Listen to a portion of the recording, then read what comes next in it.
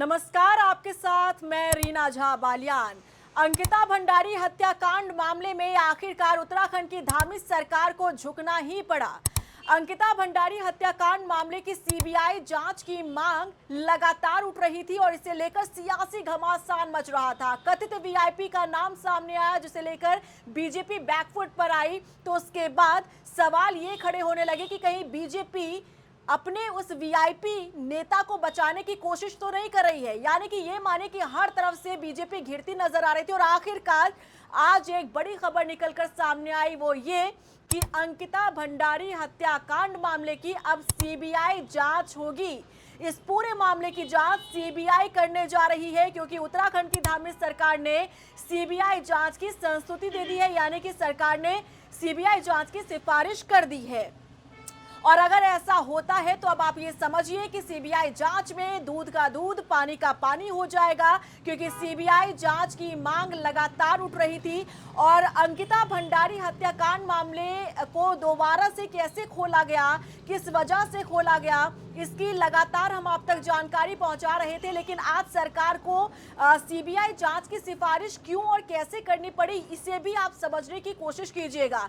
देखिए, सरकार का ये कहना है, सीएम धामी ने जब इसकी सिफारिश की तब उन्होंने बयान भी दिया। उन्होंने कहा कि मैंने अंकिता भंडारी के माता पिता से मुलाकात की, उनसे मैंने बातचीत की, तो उन्होंने ये जाहिर किया कि वो अंकिता को इंसाफ दिलाने के लिए चाहते हैं कि इस पूरे मामले की सीबीआई जांच हो, और इसीलिए सरकार अब सीबीआई जांच करवाने जा रही है। इसकी संस्तुति, इसकी सिफारिश कर दी गई है। सोचा कि सबसे ज्यादा पीड़ित पक्ष उनके माता पिता हैं और उनका पक्ष जरूर जानना चाहिए। मैंने उनके माता पिता से बात की है और उन्हीं के द्वारा बातचीत में कहा गया है कि सीबीआई की जांच होनी चाहिए इस प्रकरण में, जिसका सम्मान करते हुए हम इस मामले की जांच सीबीआई से कराने की संस्तुति कर रहे हैं। हमने पहले भी न्याय सुनिश्चित किया है और आगे भी पूरी प्रतिबद्धता के साथ, दृढ़ता के साथ हम स्वर्गीय बहन अंकिता को न्याय दिलाने के लिए संकल्पबद्ध हैं और बहन बेटियों की सुरक्षा हमारी सर्वोच्च प्राथमिकता है। उनके विरुद्ध किसी प्रकार का अपराध सहन नहीं किया जाएगा और अपराधियों को ऐसी सजा मिलेगी जो समाज के लिए भी एक नजीर बनेगी।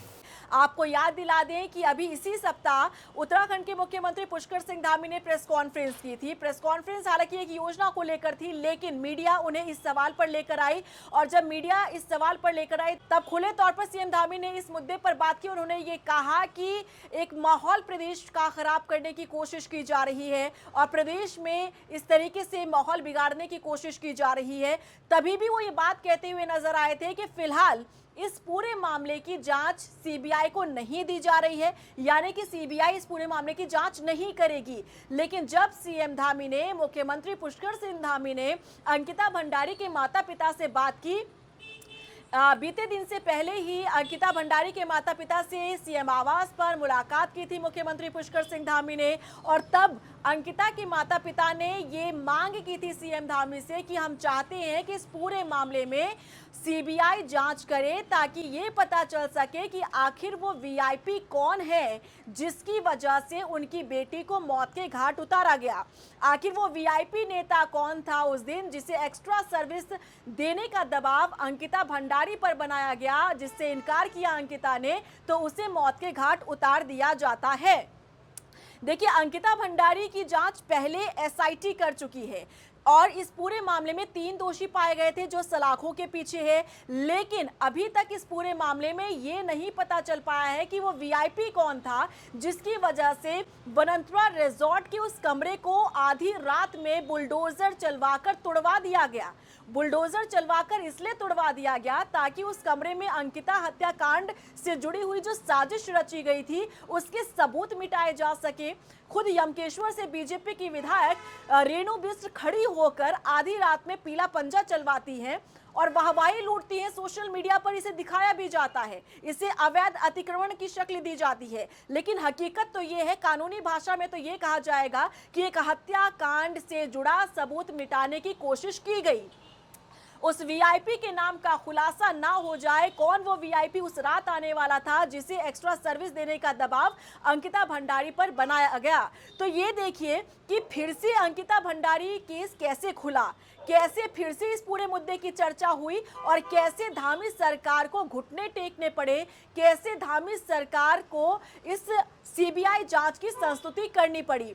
इसके लिए अगर कहा जाए तो सबसे बड़ा क्रेडिट जाता है उर्मिला सनावर को। वो उर्मिला सनावर जिसने महीने भर से सबकी नाक में दम करके रखा था, वो उर्मिला सनावर जिसने एक ऐसा खुलासा किया सोशल मीडिया पर जिसके बाद पहाड़ से लेकर मैदान तक सियासी तूफान मचता नजर आया। क्या गढ़वाल, क्या कुमाऊं, सब लोग एकजुट होते हुए नजर आए और अंकिता भंडारी को इंसाफ दिलाने के लिए सड़क पर उतरकर वो प्रदर्शन करते हुए नजर आए।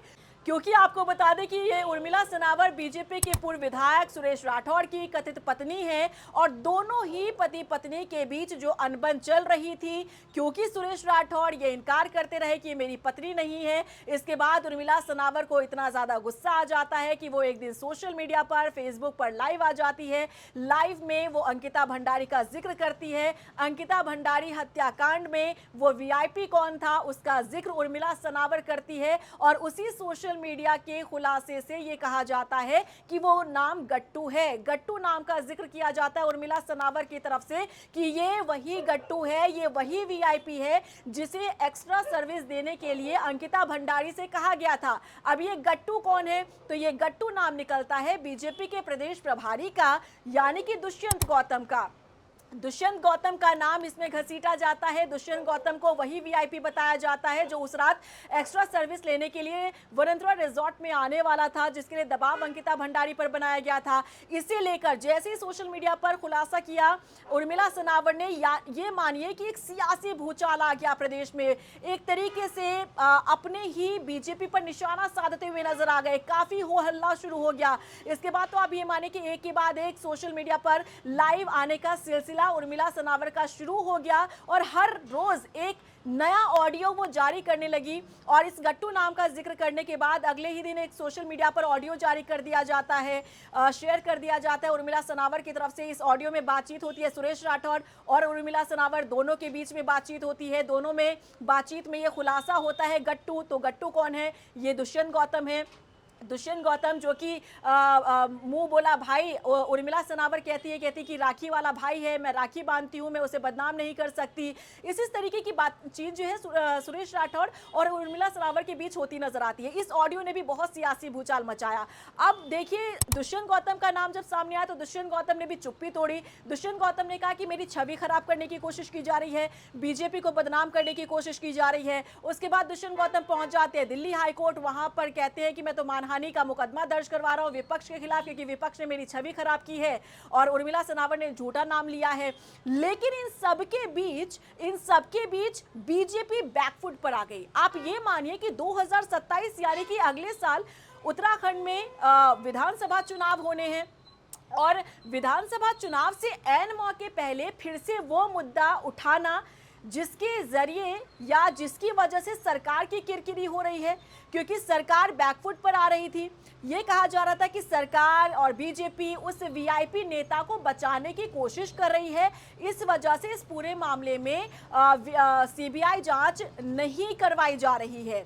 लेकिन सीबीआई जांच करने के लिए सरकार को मजबूर होना पड़ा। अब इसके पीछे की वजह आप चाहे विपक्ष का दबाव कह लीजिए या फिर आप जन आक्रोश का असर कह लीजिए या फिर भावनाओं का सम्मान कह दीजिए, क्योंकि सीएम धामी ने जब ये संस्तुति दी तब उन्होंने कहा कि भावनाओं का सम्मान करते हुए ये कदम उठाया, महिला बेटी का सम्मान करते हुए और इनकी सुरक्षा हमारे लिए प्राथमिकता है, इसकी वजह से हमने सीबीआई जांच की संस्तुति की है। तो या तो आप ये वजह मान लीजिए या फिर आप ये मान लीजिए कि सरकार पूरी तरीके से इस पूरे मामले को लेकर फंस चुकी थी।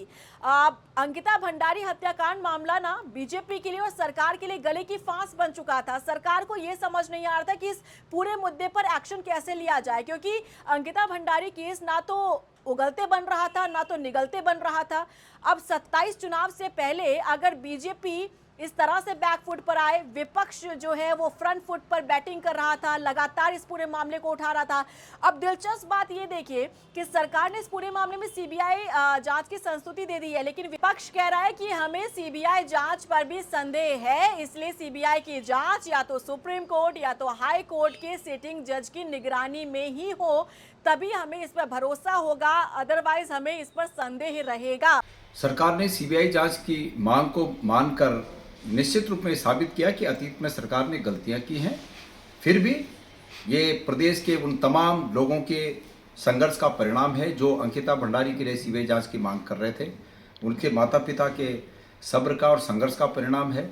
तमाम राजनीतिक दलों के संघर्ष और सब्र का परिणाम है। सामाजिक संगठनों के सब्र और संघर्ष का परिणाम है और कांग्रेस के भी संघर्ष का परिणाम है। सबके संयुक्त संघर्ष का ही परिणाम है कि ये सीबीआई जांच सरकार ने आदेश दिया है। लेकिन ये सीबीआई जांच हमने कहा है कि इसको देखना बाकी होगा कि क्या इसमें सुप्रीम कोर्ट या हाई कोर्ट के किसी माननीय न्यायाधीश को इसकी देखरेख का जिम्मा सौंपा गया है कि नहीं है। ये बहुत महत्वपूर्ण बात है। हमारी मांग ये है कि ये सुप्रीम कोर्ट या हाई कोर्ट के माननीय किसी जस्टिस महोदय की देखरेख में ही इस जांच आदेशित हो, हम ये मांग करते हैं। अब देखना होगा कि सीबीआई की जांच किसकी निगरानी में की जाती है, किस तरह से होती है। सीबीआई जांच अगर होती है तो इस मामले में और क्या कुछ खुलासे होते हैं और क्या कुछ सच्चाई सामने आती है और क्या वो वीआईपी का नाम सामने आएगा, जिसकी वजह से एक बार फिर से इस पूरे मामले को रीओपन किया गया, फिर से ये पूरा मामला उठाया गया और बीजेपी के प्रदेश प्रभारी दुष्यंत गौतम का नाम लिया गया। क्या दुष्यंत गौतम ही वो वीआईपी पाए जाते हैं या फिर कोई दूसरा सफेदपोश जिसका नकाब उतरेगा और सच्चाई सामने आएगी? क्योंकि आप ये समझिए कि जब से उर्मिला सनावर ने ना दुष्यंत गौतम का नाम लिया है और जब से वो एक के बाद एक खुलासे कर रही है, तब से प्रदेश में अधिकारी से लेकर नेता ना बिल्कुल चुप्पी साधे हुए हैं। ऐसा लग रहा है कि वो मौन हो चुके हैं, खामोश हो चुके हैं, क्योंकि उन्हें समझ में ही कुछ नहीं आ रहा है, क्योंकि उन्हें ऐसा डर पैदा हो गया है कि ना जाने उर्मिला सनावर अब कौन सा नया खुलासा कर दे, अब अगर मुंह खोले तो ना जाने किस नेता का नाम ले ले। तो इस तरीके का डर अधिकारियों में भी है, नेताओं में भी है। हालांकि इस बात से भी इनकार नहीं किया जा सकता कि बीजेपी के कई नेता, चाहे वो छोटे नेता हो चाहे वो बड़े नेता हो, उन्होंने खुलकर अंकिता भंडारी के परिवार के साथ उनकी आवाज बनने का काम किया। याद दिला दें, हरिद्वार से मौजूदा सांसद त्रिवेंद्र सिंह रावत, उन्होंने ये कहा था कि चाहे मेरा सगा संबंधी क्यों ना हो, इस पूरे मामले में गंभीरता से जांच होनी चाहिए, निष्पक्ष जांच होनी चाहिए और जो सच है वो सबके सामने आ जाना चाहिए।